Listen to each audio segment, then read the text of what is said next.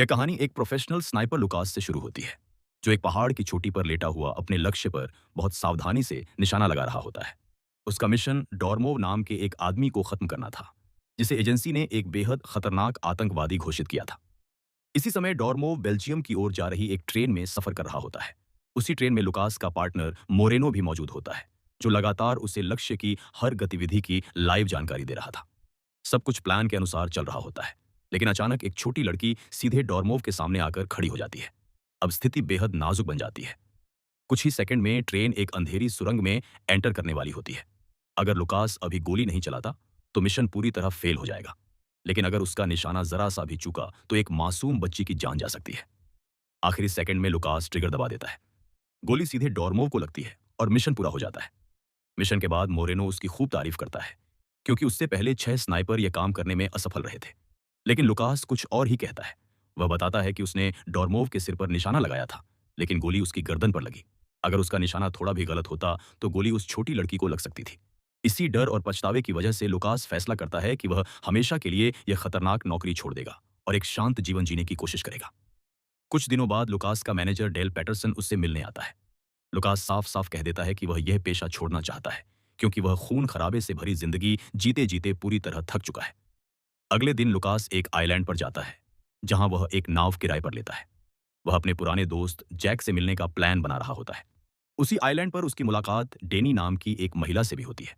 असल में डेनी CIA की एजेंट होती है, लेकिन फिलहाल वह अपनी पहचान छुपाकर लुकास पर नजर रख रही होती है।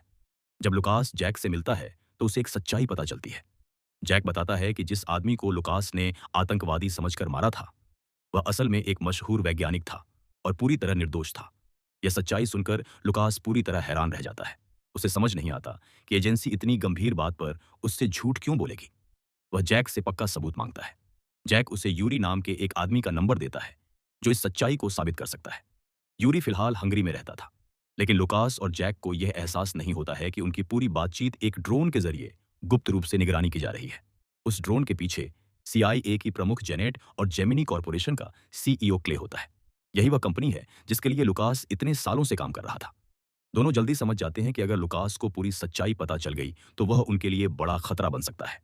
इसलिए वे उसे हमेशा के लिए खत्म करने की योजना बना लेते हैं। बाद में जब लुकास अपनी नाव पर लौटता है, तो उसे स्टीयरिंग व्हील के नीचे एक छोटा छिपा हुआ माइक्रोफोन मिलता है। अब उसे यकीन हो जाता है कि कोई उसकी जासूसी कर रहा है। वह तुरंत डेनी के पास जाता है और सीधे पूछता है, क्या तुम मेरी जासूसी कर रही थी? लेकिन डेनी शांति से सारे आरोपों से इनकार कर देती है। लुकास समझ जाता है कि यह मामला जितना दिख रहा है, उससे कहीं ज्यादा बड़ा है। अब तक हुई घटनाओं पर सोचने के बाद उसे एहसास होता है कि बिना सबूत डेनी पर शक करके उसने गलती की। वह उससे माफी मांगता है और माहौल हल्का करने के लिए उसे लंच पर चलने का न्योता देता है। थोड़ी झिझक के बाद डेनी मान जाती है। अगले दिन दोनों लंच के लिए मिलते हैं, लेकिन यह लंच बिल्कुल सामान्य नहीं होता। खाने के दौरान लुकास चुपचाप डेनी का असली CIA कार्ड उसके सामने रख देता है। अब छुपाने के लिए कुछ भी नहीं बचता। डेनी मान लेती है कि वह सच में CIA एजेंट है और उसे लुकास पर नजर रखने का काम सौंपा गया था। लेकिन वह वादा करती है कि अब से वह उसकी जासूसी नहीं करेगी। लंच के बाद दोनों अपने अपने घर लौट जाते हैं। लेकिन उसी रात जेनेट के हथियारबंद एजेंट जैक की नाव पर पहुंचते हैं और जैक और उसकी गर्लफ्रेंड की बेरहमी से हत्या कर देते हैं, क्योंकि जैक ने लुकास को सच्चाई बता दी थी। इधर लुकास अपने घर में शांति से सो रहा होता है। तभी एक हल्की सी आवाज उसे जगा देती है। उसे एहसास होता है कि कोई उसके घर में घुस आया है। वह तुरंत मोरेनो को फोन करता है और उसे तुरंत भागने को कहता है।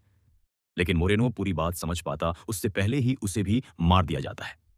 अब लुकास समझ जाता है कि यह सबूत मिटाने का मिशन है। वह अपनी बंदूक उठाता है और घर में घुसे एजेंटों को मार गिराता है। इसके बाद वह सीधे डेनी के घर पहुंचता है। डेनी को शांति से सोता देखकर वह समझ जाता है कि वह इस हमले में शामिल नहीं है। इसका मतलब अब डेनी की जान भी खतरे में है।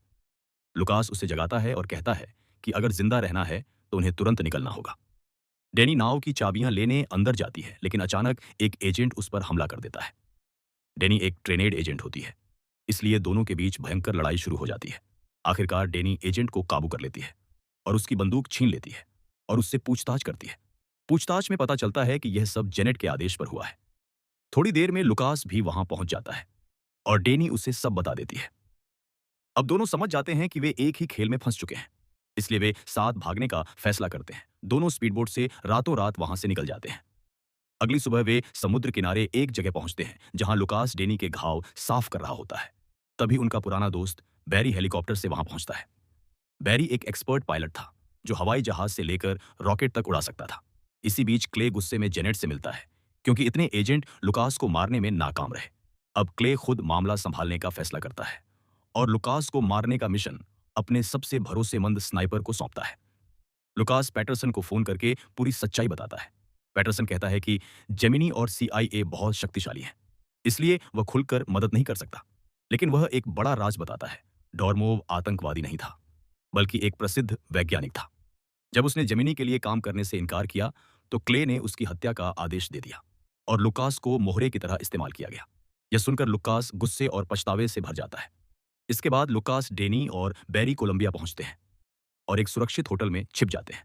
अगली सुबह लुकास देखता है कि पास की एक ऊंची इमारत पर एक स्नाइपर तैनात है, तो उसे समझ आ जाता है कि अब शिकार शुरू हो चुका है। लुकास जानबूझकर होटल से बाहर निकलता है ताकि स्नाइपर का ध्यान उसी पर रहे और डेनी और बैरी सुरक्षित निकल सके। बाहर निकलते ही उसका पीछा शुरू हो जाता है और जल्द ही दोनों के बीच जबरदस्त गोलीबारी होने लगती है। लेकिन इस लड़ाई के दौरान लुकास एक अजीब बात नोटिस करता है। वह स्नाइपर बिल्कुल उसी की तरह लड़ रहा होता है। उसकी हर चाल, हर रणनीति बिल्कुल लुकास के जवान रूप जैसी होती है। मौका मिलने पर भी लुकास उसे मारता नहीं बल्कि पीछे हट जाता है। लेकिन जूनियर स्नाइपर हार मानने से इनकार कर देता है और उसका पीछा करता रहता है। लंबी दौड़ भाग के बाद वह आखिरकार लुकास को घेर लेता है। लेकिन ठीक उसी समय कोलंबियाई पुलिस वहां पहुंच जाती है और लुकास गिरफ्तार हो जाता है। कुछ ही देर बाद डेनी पुलिस स्टेशन पहुंचती है। वह अपना सीआईए बैज दिखाती है और लुकास को अपने साथ ले जाती है। अब लुकास, डेनी और बैरी हंगरी के लिए रवाना होते हैं, जहां वे यूरी से मिलकर जेमिनी की सच्चाई दुनिया के सामने लाने की योजना बनाते हैं। यात्रा के दौरान डेनी लुकास से एक अजीब सवाल पूछती है, क्या वह जूनियर स्नाइपर तुम्हारा बेटा है? लुकास तुरंत इनकार कर देता है और कहता है कि उसे इस बारे में कुछ नहीं पता और दुनिया में उसका कोई बेटा नहीं है। उधर जूनियर स्नाइपर सीधे क्ले के घर पहुंचता है। क्ले खुद घावों का इलाज कर रहा होता है। जूनियर के मन में कई सवाल चल रहे होते हैं। उसकी काबिलियत, उसकी चाल ढाल और सोचने का तरीका लुकास से इतना मिलता जुलता क्यों है? जब वह क्ले से सीधा सवाल करता है, तो क्ले बात टाल देता है और उसे ज्यादा ना सोचने को कहता है। वह उसे याद दिलाता है कि उसका एकमात्र लक्ष्य लुकास है, जो इस समय हंगरी में है। हंगरी पहुंचने के बाद डेनी चुपके से एक डॉक्टर से मिलती है।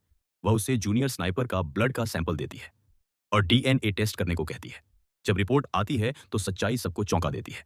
जूनियर स्नाइपर और लुकास का डीएनए 100% मैच करता है। इसका मतलब यह है कि जूनियर सिर्फ लुकास जैसा नहीं है, बल्कि वह वास्तव में लुकास का क्लोन है।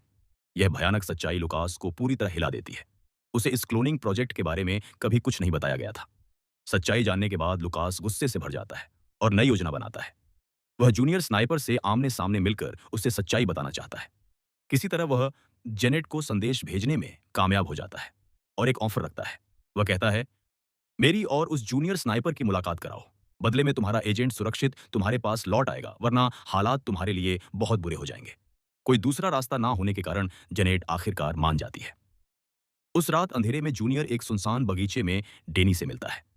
वह पूरे इलाके की सावधानी से तलाशी लेता है ताकि यह सुनिश्चित कर सके कि लुकास आसपास छिपा ना हो। लेकिन लुकास सामने नहीं आता। जूनियर बंदूक की नोक पर डेनी को पकड़कर एक सुरंग के अंदर ले जाता है और लुकास को चुनौती देता है कि अगर हिम्मत है तो अंदर आए। साथ ही जूनियर चुपके से सुरंग के रास्ते में एक ग्रेनेड लगा देता है ताकि जैसे ही लुकास अंदर आए, विस्फोट उसे तुरंत मार दे। कुछ ही पलों बाद जोरदार धमाका होता है और पूरी सुरंग हिल जाती है। जूनियर आत्मविश्वास के साथ अंदर जाता है ताकि लुकास की लाश दिख सके। लेकिन अचानक लुकास उसके पीछे आ जाता है और उस पर बंदूक तान देता है।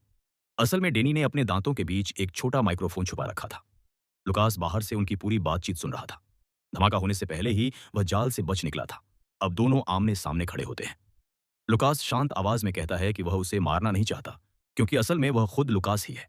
क्ले उसका असली पिता नहीं है। उसने सिर्फ अपने स्वार्थ के लिए उसे लैब में बनाया है। लुकास बताता है कि 25 साल पहले क्ले ने चुपके से उसके खून का नमूना लिया था। मकसद साफ था, जब असली लुकास बूढ़ा हो जाएगा तो उसकी जगह एक जवान क्लोन ले सके। अपनी बात साबित करने के लिए लुकास बताता है कि उसे मधुमक्खियों से भयंकर एलर्जी है और वह कभी भी बेवजह लोगों को मारना पसंद नहीं करता। कुछ पलों के लिए जूनियर घबरा जाता है, लेकिन जल्द ही वह सच्चाई मानने से इनकार कर देता है और फिर से लुकास पर हमला कर देता है। दोनों के बीच भयंकर लड़ाई शुरू हो जाती है। लड़ते लड़ते वे गहरे पानी में गिर जाते हैं। जूनियर लगभग लुकास को डुबोकर मार ही देता है, लेकिन आखिरी पल में जेनेट पानी में कूदकर लुकास की जान बचा लेती है। मौके का फायदा उठाकर जूनियर वहां से भाग निकलता है। इसके बाद जूनियर सीधे जेमिनी के हेडक्वार्टर पहुंचता है और क्ले की आंखों में आंखें डालकर सच्चाई मांगता है। क्ले मान लेता है कि जूनियर सच में एक क्लोन है, लेकिन वह कहता है कि उसने सच्चाई इसलिए छुपाई ताकि जूनियर कमजोर ना पड़े। वह चाहता था कि जूनियर दुनिया का सबसे ताकतवर इंसान बने। अपनी मीठी और चालाक बातों से क्ले फिर से जूनियर को यकीन दिला देता है कि चाहे वह क्लोन हो, लेकिन उसने हमेशा उसे अपने बेटे की तरह प्यार किया है। प्यार का भूखा जूनियर फिर से क्ले की बातों में आ जाता है। कुछ समय बाद क्ले के आदेश पर जूनियर फिर से लुकास का पीछा करता है। इस बार वह लुकास को मधुमक्खी के जहर वाले खतरनाक टॉक्सिन से इन्फेक्टेड कर देता है। दर्द से तड़पता हुआ लुकास जमीन पर गिर जाता है और सांस लेने के लिए संघर्ष करने लगता है। यह देखकर जूनियर को एहसास होता है, एलर्जी, दर्द और कमजोरी सब बिल्कुल उसके जैसे ही हैं। अब उसे पूरा यकीन हो जाता है कि वह सच में लुकास का क्लोन है। उसी पल उसकी इंसानियत जाग उठती है। वह तुरंत लुकास को एंटीडोट देता है और उसकी जान बचा लेता है। इसके बाद जूनियर एक और चौंकाने वाला राज बताता है। कई साल पहले क्ले ने लुकास के शरीर में एक ट्रैकर फिट कर दिया था ताकि वह उसे कभी भी ट्रैक कर सके। सच्चाई जानने के बाद जूनियर वह ट्रैकर निकाल देता है। अब उसका इरादा साफ है, वह क्ले को रोकना चाहता है और इस खतरनाक क्लोनिंग प्रोजेक्ट को हमेशा के लिए खत्म करना चाहता है। इसके बाद लुकास, जूनियर, डेनी और बैरी एक पास के शहर की ओर निकल पड़ते हैं। लेकिन क्ले इतनी आसानी से हार मानने वालों में से नहीं है। रास्ते में जूनियर को क्ले का फोन आता है। क्ले उससे तुरंत गाड़ी से बाहर निकलने का आदेश देता है। शहर के प्रवेश द्वार पर एक विशाल सेना का टैंक पहले से उनका इंतजार कर रहा होता है। जैसे ही उनकी गाड़ी शहर में प्रवेश करती है, टैंक एक डेंजरस मिसाइल दाग देता है, जिससे भयानक ब्लास्ट होता है और उनकी गाड़ी हवा में उछल जाती है। लुकास, डेनी और जूनियर किसी तरह बच जाते हैं, लेकिन उनका पुराना दोस्त बैरी इस हमले में मारा जाता है। बैरी की मौत लुकास के दिल में गहरा घाव छोड़ जाती है। ब्लास्ट के तुरंत बाद भारी हथियारों से लैस जेमिनी सैनिक उन्हें चारों ओर से घेर लेते हैं। क्ले बिना देर किए उन्हें खत्म करने का आदेश देता है और गोलियों की बारिश शुरू हो जाती है। लुकास और डेनी तुरंत मोर्चा संभाल लेते हैं। वे एक परफेक्ट टीम की तरह लड़ते हैं। हर गोली सटीक, हर कदम सोचा समझा, लेकिन दुश्मन बहुत ज्यादा होते हैं। इसलिए वे पास के एक मजबूत घर में घुसकर बचाव की स्थिति ले लेते हैं। लड़ाई के दौरान डेनी के पैर में गोली लग जाती है, लेकिन वह दर्द के बावजूद हार नहीं मानती। लुकास उसे सहारा देकर अंदर ले जाता है। इसी बीच जूनियर सीधे क्ले के पास जाकर हमला रुकवाने को कहता है, लेकिन क्ले इनकार कर देता है।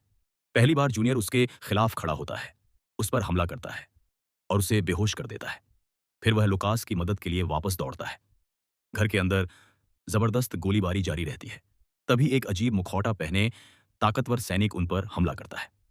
लुकास, डेनी और जूनियर मिलकर उस पर गोलियों की बौछार कर देते हैं, लेकिन गोलियों का उस पर कोई असर नहीं होता। यहां तक कि आग भी उसे रोक नहीं पाती। आखिरकार जूनियर उसके पास जाकर लगातार गोली चलाता है। तब जाकर वह सैनिक गिरता है। जब उसका भारी मुखौटा हटाया जाता है तो सब हैरान रह जाते हैं। वह भी लुकास का एक और क्लोन होता है, जूनियर से भी ज्यादा जवान। इससे भयानक सच्चाई सामने आती है, जेमिनी ने सिर्फ एक क्लोन नहीं, बल्कि पूरी क्लोन सेना बना ली है। तभी क्ले होश में आकर वहां पहुंचता है और गर्व से मुस्कुराते हुए कहता है कि लुकास को इस पर गर्व होना चाहिए। उसके परफेक्ट डीएनए से दुनिया की सबसे ताकतवर सेना बनाई गई है। लेकिन लुकास समझ जाता है यह देशभक्ति नहीं, बल्कि मानवता के खिलाफ अपराध है। गुस्से में जूनियर क्ले पर बंदूक तान देता है, लेकिन लुकास उसे रोक देता है। वह नहीं चाहता कि जूनियर किसी को मारने का बोझ उठाए, एक ऐसा बोझ जिसे लुकास खुद सालों से ढो रहा है। इसलिए लुकास खुद बंदूक उठाता है और बिना झिझक क्ले के सीने में गोली मार देता है। क्ले की मौत के साथ जेमिनी प्रोजेक्ट हमेशा के लिए खत्म हो जाता है। बाद में लुकास और पैटरसन मिलकर बाकी सभी क्लोन्स को नई पहचान दिलाते हैं, ताकि वे हथियार बनने के बजाय सामान्य जिंदगी जी सकें। फिल्म के लास्ट सीन में एक खूबसूरत कॉलेज कैंपस दिखाया जाता है। डेनी और लुकास वहां खड़े हैं। लुकास जूनियर का कॉलेज में एडमिशन करवा देता है। अब दुनिया उसे जैक्सन ब्रोन के नाम से जानेगी। वह अब किसी का क्लोन या परछाई नहीं है। वह अपनी नई पहचान के साथ नई जिंदगी शुरू कर रहा है। इसी उम्मीद भरे पल के साथ कहानी का अंत हो जाता है।